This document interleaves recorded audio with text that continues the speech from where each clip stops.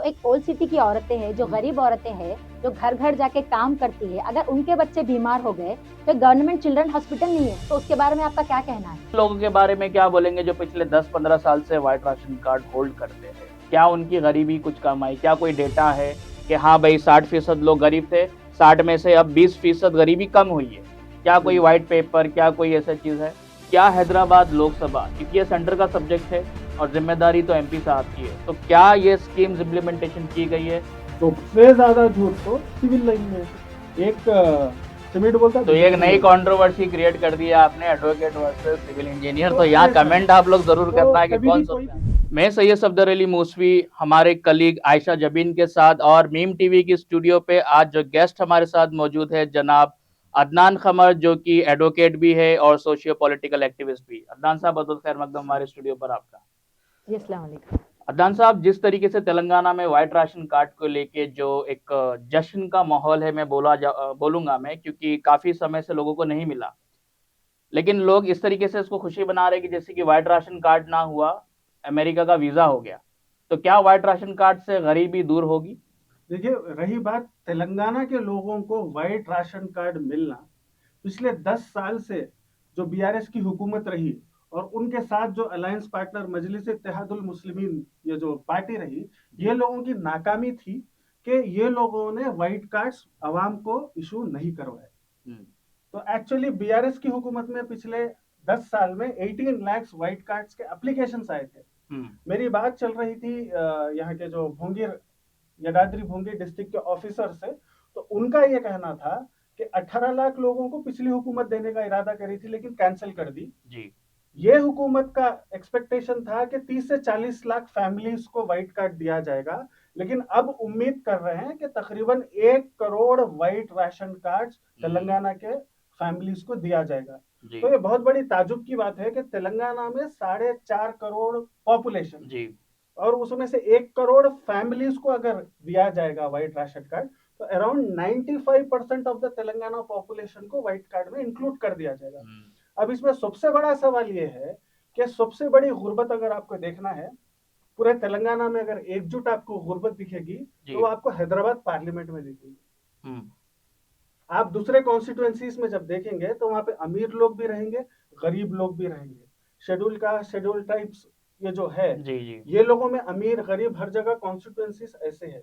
लेकिन यहाँ पर खास तौर पे याकुतपुरा कॉन्स्टिट्यूएंसी है, बहादुरपुरा कॉन्स्टिट्यूएंसी है, मलकपेट का एक मेजर एरिया है, छौनी डिवीजन है, ठीक है, आजमपुरा डिवीजन है। तो तकरीबन हैदराबाद पार्लियामेंट में तकरीबन आधे से ज्यादा हैदराबाद पार्लियामेंट जो है सो पॉवर्टी में जी रहा है। और इसमें और एक मजे की बात यह है, गौर करने वाली बात, कि यहाँ के जो लोग हैं इनको ठीक से राशन कार्ड मिलने वाला नहीं। यहाँ तक, हाँ, राशन कार्ड गरीब होने का सर्टिफिकेट है जी। और हम इतने गरीब और इतने पसमानदा है कि हमको ये सर्टिफिकेट मिलने के लिए भी हमारे पास एलिजिबिलिटी नहीं है, क्योंकि majority of our population, specially the Pasmanda Muslims living in the Hyderabad area, they do not have proper certificates. ना हमारे लोगों के पास ठीक से बर्थ सर्टिफिकेट्स है, आधार कार्ड्स नहीं है, कुछ नहीं है, जिसकी वजह से जो गवर्नमेंट के फैसिलिटीज होते हैं या फिर ये जो व्हाइट कार्ड के लिए जो एलिजिबिलिटी क्राइटेरिया है, ये डॉक्यूमेंट्स नहीं है। कई एनजीओ परेशान है, मैं खुद एनजीओ से बात किया हूँ, वो लोग बोल रहे हैं कि हम ये लोगों को पुश करने की कोशिश में है लेकिन उनके पास डॉक्यूमेंट्स नहीं। तो क्या व्हाइट राशन कार्ड से औरतों की पसमानदगी दूर हो सकती है?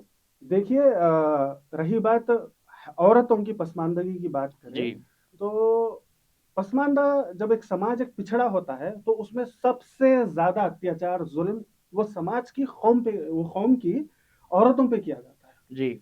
जब एक लोकेलिटी या फिर एक कम्युनिटी बैकवर्ड होती है ना, तो वो कम्युनिटी के माँ बहन बेटी बहू उन पे सबसे ज्यादा अत्याचार किया जाता है। अब हैदराबाद की बात अगर करें तो अराउंड 38% ऐसे वुमेन है जो सिंगल है।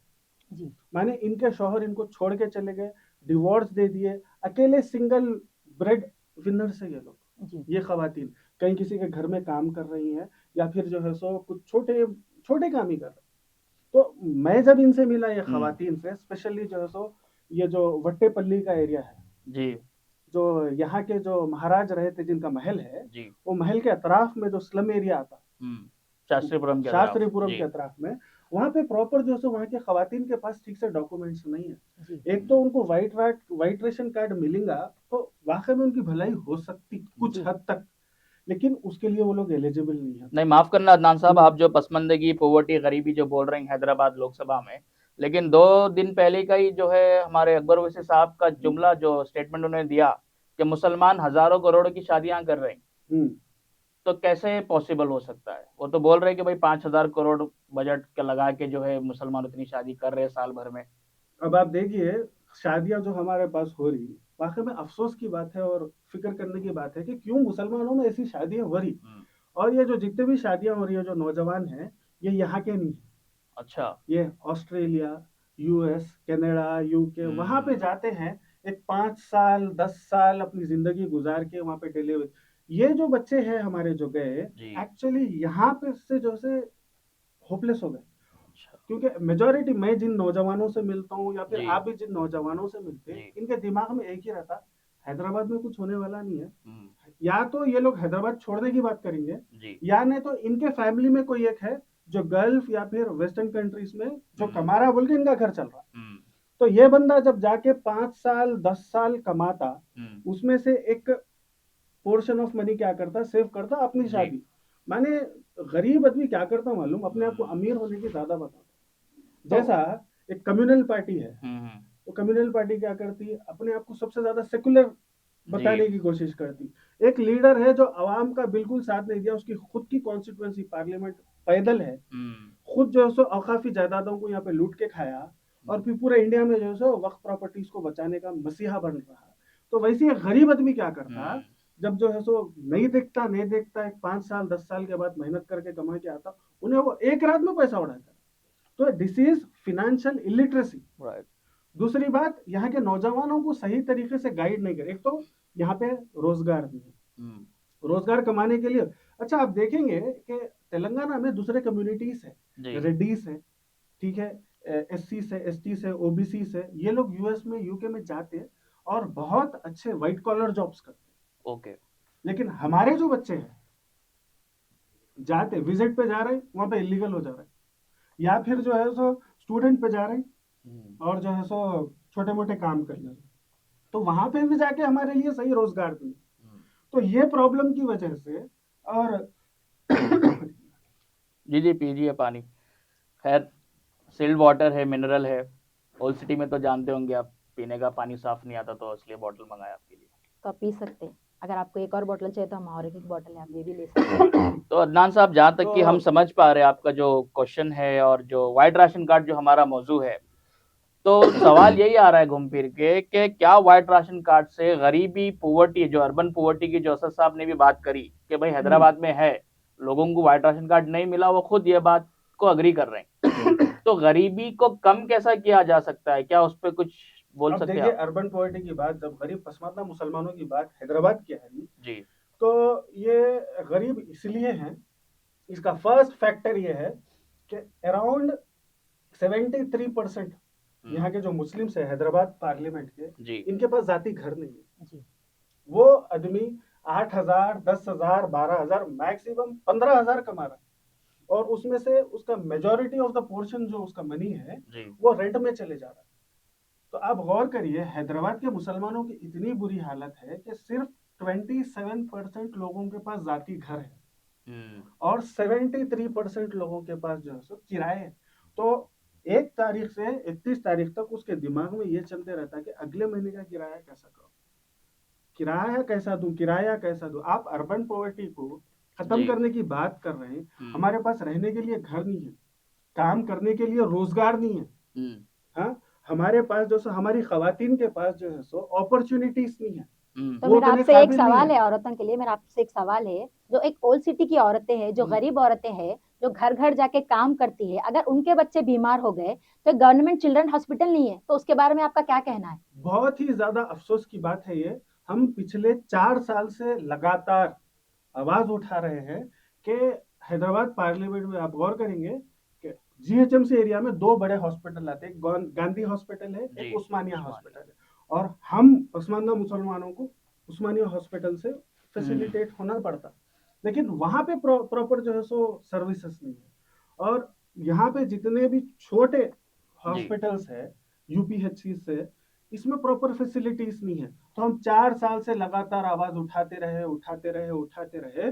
तो पिछली हुकूमत इलेक्शन से 6 महीने पहले बोली कि हम जो है सो तकरीबन 200 करोड़ सैंक्शन कर रहे हैं हैदराबाद में जो है सो अलग अलग जगहों के जो यूपीएचसी से निजाम के जमाने के सर, निजाम के जमाने के हॉस्पिटल्स है जिसके कवेरियां टूट के पेशेंटों पे गिरते हैं। उस्मानिया हॉस्पिटल का हाल ये है कि वहां के आईसीयू में आवारा कुत्ते फिर रहे। तो 200 करोड़ का बजट तो अनाउंस किया गया, यहाँ तक कि रिलीज भी हुआ, लेकिन अब तक पहुंचा नहीं। कुछ काम चल रहा है, मैं देखा डबीरपुरा पे जो यूपीएचसी है वहां पे भी कुछ काम चलता हुआ दिख रहा है, लेकिन वो कब खत्म होगा, कब लोग हमको जो है so proper hospital medical facilities मिलेंगे, इसकी कोई जो है सो गारंटी नहीं है कब होगा क्या होगा। तो देखिए वाइट राशन कार्ड से जो लिंक जो वेलफेयर स्कीम्स है, जैसे कि चलिए मुफ्त कम प्राइस में सब्सिडाइज रेट में जो है राशन मिल रहा है, वो बात अलग है। उसके साथ साथ जो है 200 यूनिट फ्री इलेक्ट्रिसिटी और जो है गैस पे सब्सिडी मिल रही है। औरतों के लिए भी जो है 2500 रुपये महिलाओं को दिया जाएगा बोल के दावा किया गया था। तो क्या ये स्कीम्स के साथ साथ, क्योंकि ये तो टेम्पररी जगह पे आपको थोड़ा रिलीफ पहुंचाएगी गरीबों को, ठीक है अच्छी बात है, बट जिसके मकान नहीं है जैसा, तो उनको 2 BHK या इंदिरा इल्लू के तहत मकान दिया जाए। या जैसा बीआरएस के टाइम पे जो दलित बंधु स्कीम थी, एक एक दलित फैमिली को 10-10 लाख रुपए दिए गए, क्यों? ताकि वो उनकी फाइनेंशियली जो बैकवर्डनेस है वो कम हो, उसको ऊपर ला सके। तो क्या इस तरीके की जिस तरीके से जो है पॉवर्टी को दूर करने वाली जो है स्कीम्स है, उसका इम्प्लीमेंटेशन होना जरूरी है, खास करके माइनॉरिटीज को लेकर? देखिए आप जो बात कर रहे हैं कि शेड्यूल कास्ट के लिए दलित बंधु स्कीम अनाउंस की गई और इम्प्लीमेंट भी हुई, कई दलित भाइयों को जो सो उसका फायदा मिला। तो एक कम्युनिटी को पहले टारगेट करके उसके मसाइल जानते कि इनको क्या क्या प्रॉब्लम्स है, कास्ट बेस इनके क्या ऑक्यूपेशंस रहे, अब फिल वक्त ये लोग क्या कर रहे हैं, इनको कैसा एक प्रॉपर जो सो पॉलिसी के थ्रू जो सो अपलिफ्ट किया जाए। शेड्यूल कास्ट के साथ हुआ। हम पसमानदा मुसलमानों के लिए जो BCE में और BCB में BCA में हम जो आते हैं, हमारे लिए ऑलरेडी 2016 में सुधीर कमीशन बैठा और सुधीर कमीशन बोला कि हम जो मुसलमान हैं तेलंगाना के पसमानदा, इनके हालात शेड्यूल कास्ट और शेड्यूल ट्राइब से बदतर है। ओके, हम सोशियो इकोनॉमिकली बहुत ज्यादा बैकवर्ड है।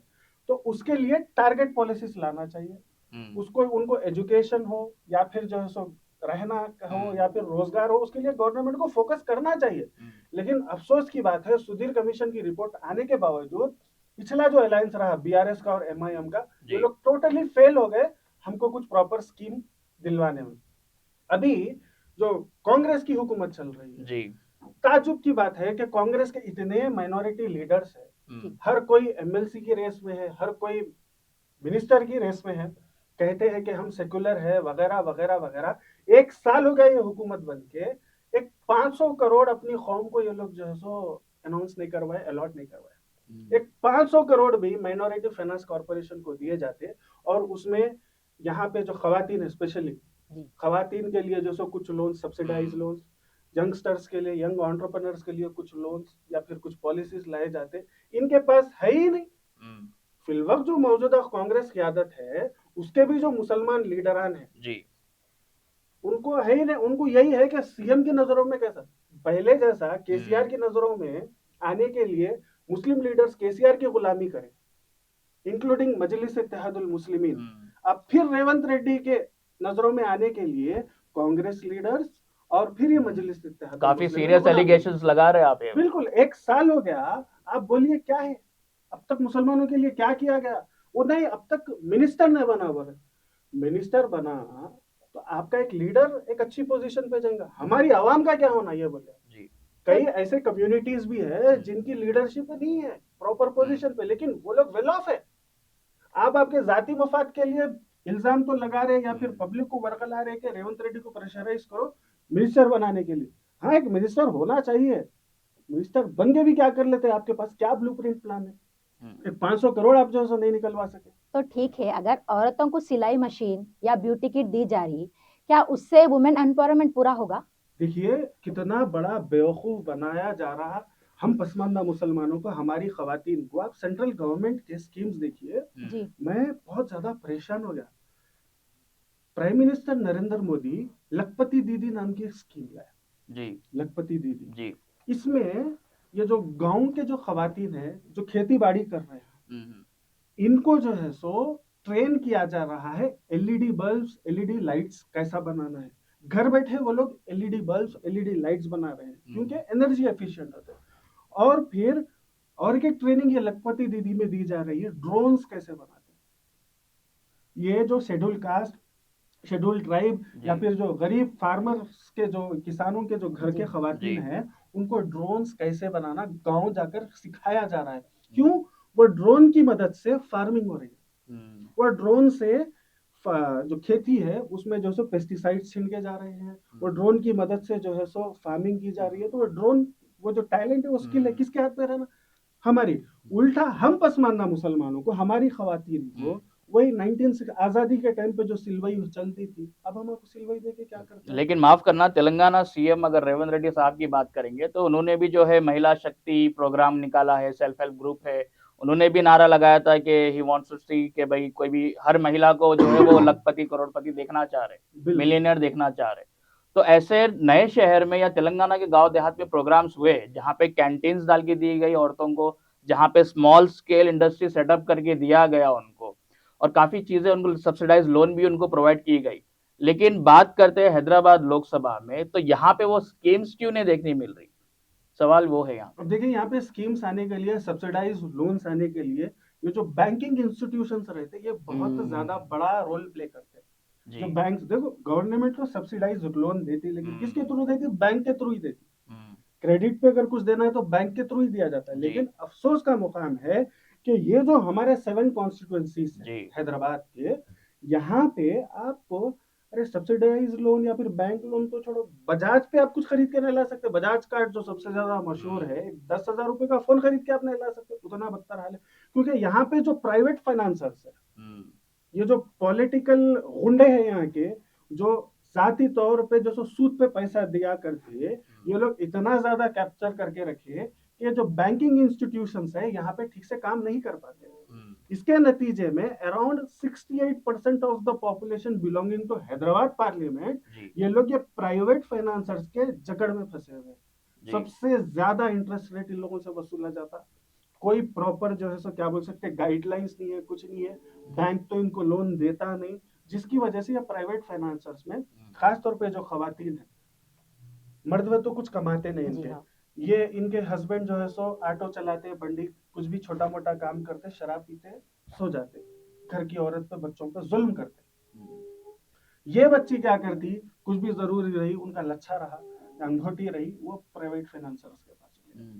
तो यहाँ पर हमारा पूरा फाइनेंशियल इंस्टीट्यूशन यहाँ का खराब है, एजुकेशन सिस्टम यहाँ का खराब है।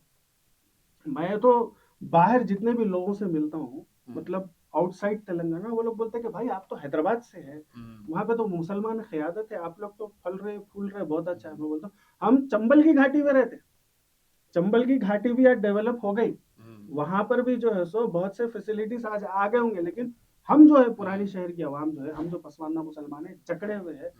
गवर्नमेंट फैसिलिटीज हमारे पास नहीं है, प्राइवेट फाइनेंशियल इंस्टीट्यूशंस हमारे पास नहीं है, एजुकेशन सिस्टम हमारे पास प्रॉपर नहीं है।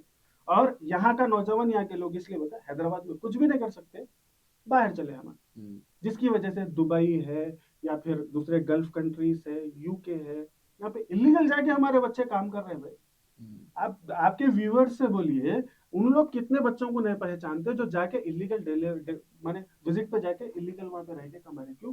उनको यहाँ पे कुछ चारा दिख रहा ही नहीं। तो यानी कि बोलना आप ये चाह रहे हैं कि न्यू सिटी में या तेलंगाना में जिस तरीके से आईटी टावर्स बनाए गए, आईटी हब, एक इंक्यूबेटर बना, क्योंकि देखिए ओल्ड सिटी पुराने शहर में टैलेंट की कमी नहीं है, you will find an number of youth who are graduates, ठीक है, but at the same time उनके लिए अपॉर्चुनिटी भी तो होनी चाहिए, जैसा न्यू सिटी में लोगों को दी गई है। और मैं एक और चीज ये पूछना चाहूंगा अदनान साहब कि चलिए ठीक है, जिनके पास व्हाइट राशन कार्ड नहीं है, समझ नहीं आ रहा है, बिलो द पॉवर्टी लाइन है, उन लोगों के बारे में क्या बोलेंगे जो पिछले 10-15 साल से व्हाइट राशन कार्ड होल्ड करते हैं? क्या उनकी गरीबी कुछ कम आई? क्या कोई डेटा है कि हाँ भाई 60% लोग गरीब थे, 60 में से अब 20% गरीबी कम हुई है? क्या कोई व्हाइट पेपर, क्या कोई ऐसा चीज है? देखिए, जैसा कि मैं अपनी बात शुरू होने के टाइम पे ही बोला था कि 18 लाख एप्लीकेशन जाके वो 40 लाख हुए। Now the government is expecting 1 1 crore crore applications, तो ये उल्टा बढ़ती बढ़ जा रही रही है। है। और ये बढ़ने में हम जो हैदराबाद पार्लियामेंट के जो लोग हैं, यहाँ के जो पसमानदा मुसलमान हैं, इनका तो कुछ जो है सो रोल ही नहीं है, क्योंकि हमारे पास प्रॉपर डॉक्यूमेंट सर्टिफिकेशंस नहीं है। और रही बात खवातीन की, तो आप देखेंगे कि हैदराबाद तो मशहूर है, हाईटेक सिटी है, जी ठीक है। ये जो सो बिल्कुल क्या बोल सकते हैं आपके जो सो नेक्स्ट जनरेशन का जो है सो यहाँ पे जो सो काम हो रहा है, जी आईटी हब है, आईटी टावर्स है, आईटी कंपनीज है, सब जी है। आप बोलिए कि ये जितने बड़े पोजीशंस हैं, हम्म जैसे कि मैनेजर हो गया या फिर सीईओस हो गया, उसमें आपको दूसरे कम्युनिटीज के खवातीन मिल जाएंगे। जी अच्छे पोजीशंस पे दूसरे कम्युनिटीज के खवातीन आपको मिल जाएंगे। जी मुसलमान जो हमारे जो माए बहन है, क्या बड़े पोजीशंस पे दिखते हैं आपको? हम्म बिल्कुल छोटे, बिल्कुल बीपीओ पे कॉल कर लिए, रिसेप्शनिस्ट बन गए, बहुत से बहुत टीम लीडर बन गए। हम्म तो हमारी खवातीन भी बिल्कुल जो है सो मैनेजर लेवल तक जाने भी परेशान हो जाती है। वही दूसरे कम्युनिटीज के जो खवातीन है, कंपनीज के सीईओस बन रही है, यही हैदराबाद में।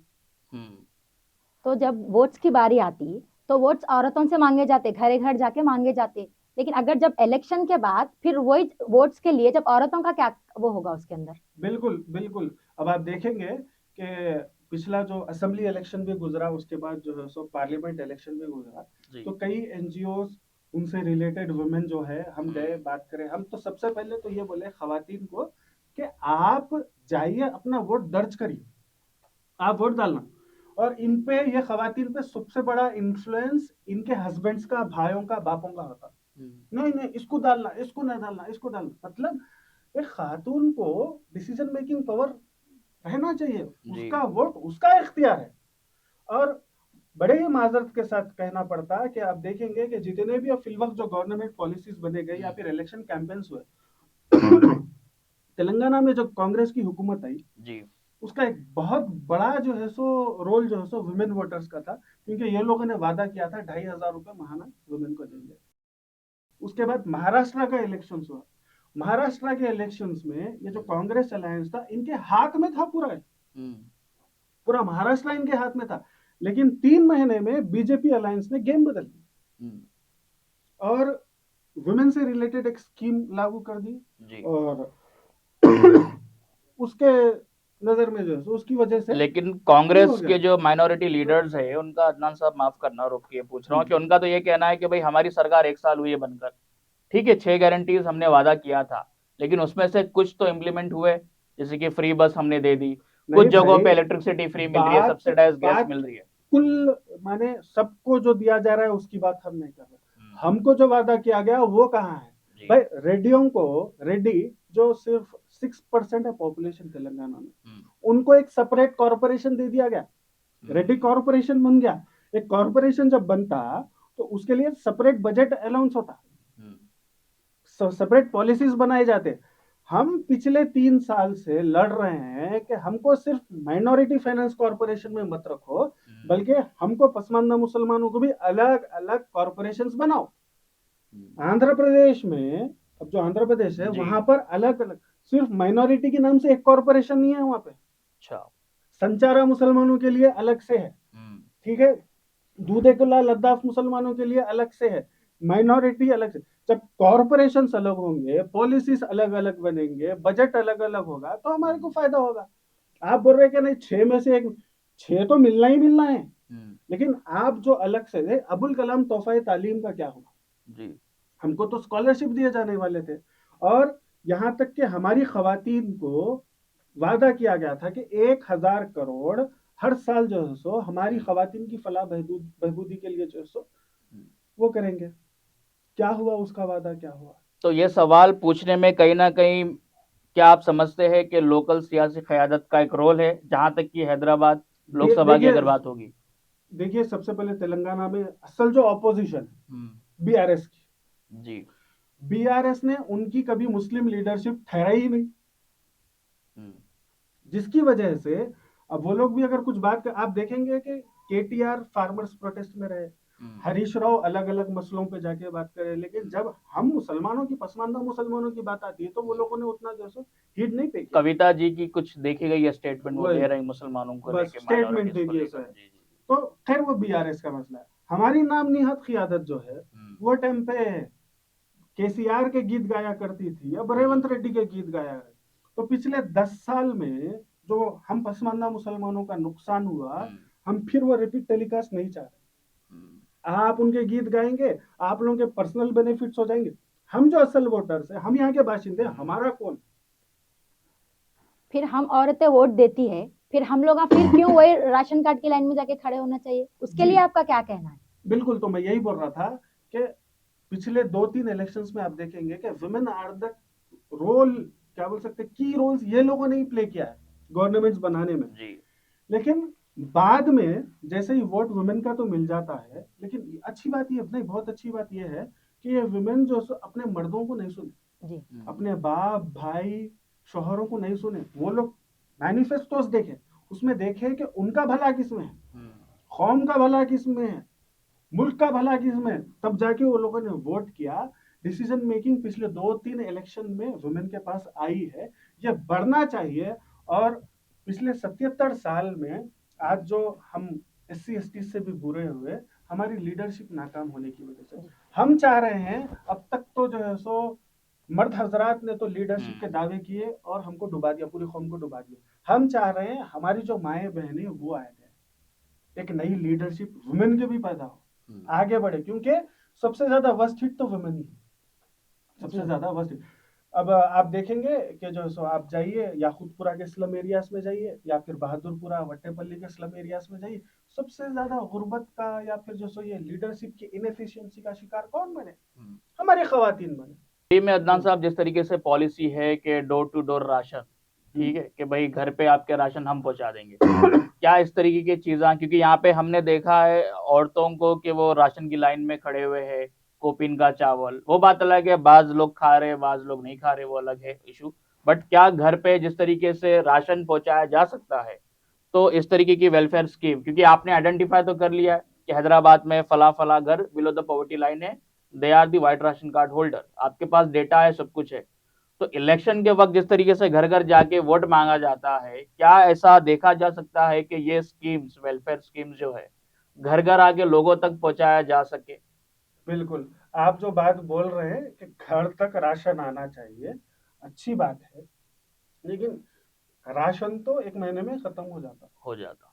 हम तो चाह रहे हैं कि गवर्नमेंट के जो बड़े स्कीम्स हैं, जी जी, खटका मार के हम, अब आप ताजुब ये करेंगे ये क्या बोलते हैं, पानी पी, मीम टीवी का पानी है, बिंदास पीजिए। जी, तो आप बोल रहे थे कि घर तक राशन आना चाहिए। घर तक एक सर्वे वाला हमारे पास नहीं आ रहा।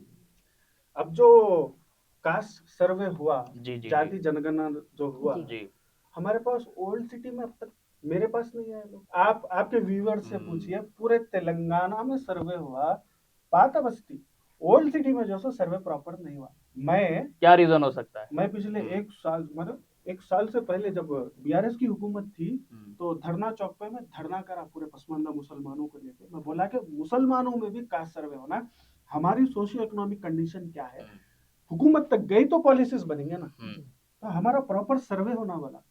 हाँ, बीआरएस के खिलाफ भी जब वो टाइम पे लड़ा, मैं कांग्रेस को भी मेमोरेंडम दिया, बीजेपी को भी बोला, फिर प्रेशराइज करता रहा। बीसी कमीशन जो परसों बैठा, उनके पास जाके बोला करा, मैं बोलने वाला, मेरे तक नहीं आए लोग, मेरा क्या है पूछे। जब मेरा सर्वे नहीं हुआ, जो सबसे ज्यादा लुल्ली पुकारा करने वाला मैं, मेरा सर्वे नहीं हुआ, तो आम लोगों तक सर्वे नहीं हुआ। आप बोल रहे राशन पहुंचाने की, हमारे हालात क्या हैं, हम किन परेशानियों से गुजर रहे, हमारे मुश्किलात तकलीफा क्या है, वो पूछते हमारे तक लोग नहीं आ रहे ओल्ड सिटी में है, तो राशन कौन पहुंचा के देंगे बोलो? अदनान साहब, एक और आखिरी सवाल पूछेंगे, उसके बाद एक रैपिड फायर राउंड जो है आयशा जबीन और हम खेलेंगे, कुछ क्वेश्चंस पूछेंगे जो दिमाग में आए आप बोल सकते हैं। बहरहाल उससे पहले जो मैं ये पूछना चाहूंगा, जो मरकजी हुकूमत है उनके तरफ से भी जो है पॉवर्टी एलिवेशन प्रोग्राम बने हैं, जैसे कि प्रधानमंत्री आवास योजना है, घर दे दो, मुद्रा योजना है, सब्सिडाइज लोन दे दिया जाए, तो इस तरीके के स्कीम्स क्या हैदराबाद लोकसभा, क्योंकि ये सेंटर का सब्जेक्ट है और जिम्मेदारी तो एमपी साहब की है, तो क्या ये स्कीम्स इम्प्लीमेंटेशन की गई है? और ऐसी भी जो किराए के ऑटो चलाते हैं, ठीक है, बीआरएस हुकूमत में आपको याद होगा ड्राइवर कम ओनर स्कीम दी गई थी, जो किराया का ऑटो चला रहे हैं, गाड़ी नहीं है उनको गाड़ियां दी गई थी। तो जी ऐसा कोई डेटा है कि ओल्ड सिटी में कितनों को मिला? क्योंकि वही सब चीजों से गरीबी दूर होगी ना। जी जी बिल्कुल। आप देखेंगे कि पार्लियामेंट में जब बहस होती, परसों बैंकिंग सेक्टर से जी रिलेटेड जी एक अमेंडमेंट आया था, तो उसमें भी जो है सो जनाब असदुद्दीन अवैसी जो है सो बड़ी चौड़ी अपनी बात करे थे, अपना रिप्रेजेंटेशन रखे थे।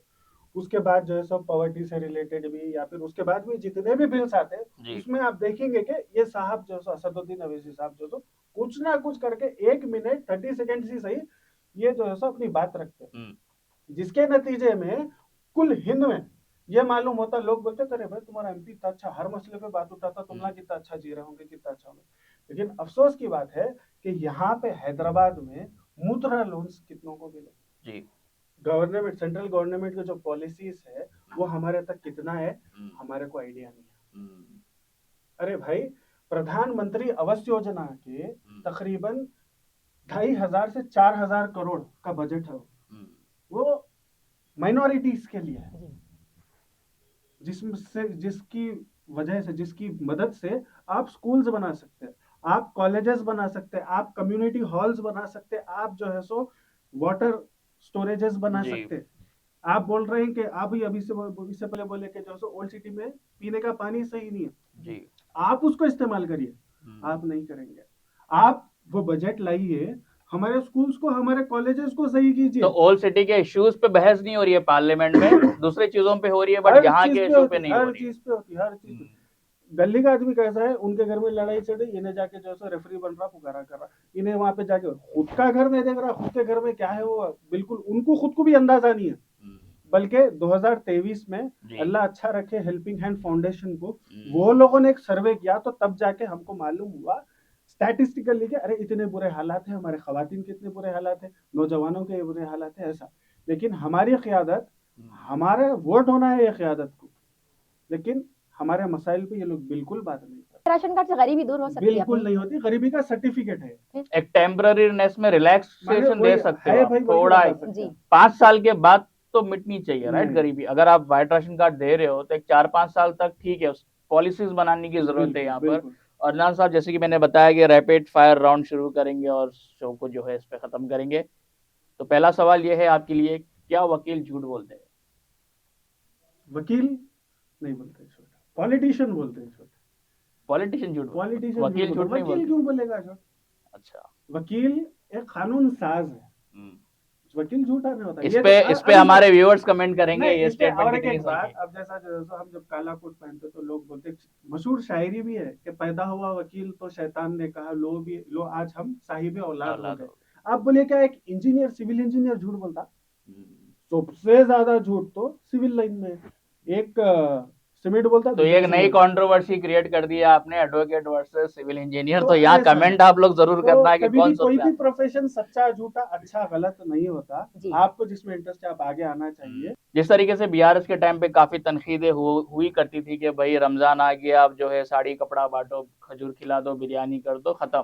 तो क्या कांग्रेस में कुछ चेंजेस होने वाले हैं? यही कांग्रेस की जो माइनॉरिटी लीडरशिप है, यही लोग आवाज उठाते थे कि हमको इफ्तार पार्टी नहीं चाहिए, कौम के वास्ते कुछ करो वगैरह बोल के। लेकिन इफ्तार पार्टियां फिर वैसे ही चल रहे हैं। तो मेरे को पॉलिटिशियन से रसवाइयत नहीं है, उन लोग है जैसे पूरे गिरगुटा है, जिसमें सबसे बड़ा गिरगुट तो हैदराबाद पार्लियामेंट का है। गिरगिटों का मसला नहीं है, अवाम कैसा चाह रही, अवाम का जैसा रुझान रहेंगी सियासत वैसी चलेंगी। अवाम अगर टोपी पहन के खजूर खाने को खुश हो जा रही है तो उन्हें वही करेंगे। जी तो ये थे हमारे साथ हमारे गेस्ट जनाब अदनान कमर साहब, एडवोकेट और सोशियो पॉलिटिकल एक्टिविस्ट। इसी तरीके के इश्यूज और इसी तरीके के मसले मसाइल आवाम के लेकर हम आते रहेंगे मीम टीवी पर। किसी और दिन किसी और गेस्ट के साथ हमारे साथ जुड़े रहिए और जरूर शेयर और सब्सक्राइब करने बोलिए भाई जी चैनल हाँ, को। देखिए बहुत ही अच्छा प्लेटफॉर्म है मुसलमानों के, खास तौर पे मुसलमानों में जो पसमानदगी है, असल हालात है, असल हमारी जो लीडरशिप है, हमारे मसाइल है, चाहे खवातीन के हो, नौजवानों के हो, बड़े बुजुर्गों के हो, सबके ऊपर ये चैनल रोशनी डाल रहा है। तो आप लोग इसको ज्यादा से ज्यादा शेयर कीजिए, सब्सक्राइब कीजिए और अपने लोगों तक पहुंचाइए। शुक्रिया।